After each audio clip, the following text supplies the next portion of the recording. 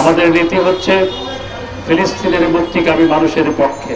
আজকে সমগ্র পৃথিবী ফিলিস্তিনে গণহত্যার প্রতিবাদে সোচ্চার হয়েছে, কিন্তু আমরা দেখতে পাচ্ছি বাংলাদেশে বিএনপি এবং জামাত, যারা মুসলমানদের ধর্মীয় সেন্টিমেন্ট নিয়ে রাজনীতি করার অপচেষ্টা চালায়, তারা আজ পর্যন্ত এই ফিলিস্তিনে ইসরায়েলি বাহিনীর বর্বরতার বিরুদ্ধে, গণহত্যার বিরুদ্ধে, মানবতার বিরুদ্ধে অপরাধ সংঘটিত হওয়ার বিরুদ্ধে একটি শব্দ উচ্চারণ করে নাই।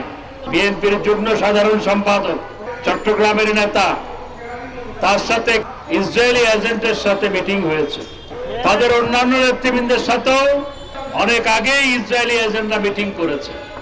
নির্বাচন ভণ্ডুল করার তাদের পরিকল্পনা ভেস্তে যাওয়ার পর তারা এখন আন্তর্জাতিক ইসরায়েলি ইহুদি লবির সাথে যুক্ত হয়ে দেশের বিরুদ্ধে ষড়যন্ত্রে লিপ্ত হয়েছে। সুতরাং এদেরকে চিরে রাখতে হবে। এদের মুখোশ আজকে উন্মোচিত হয়েছে।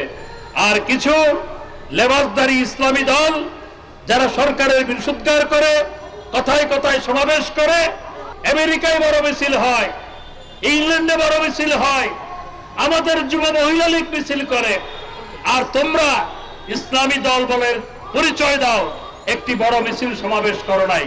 তোমরা আসলে ধর্ম ব্যবসায়ী। এদেরও চিনে রাখতে হবে।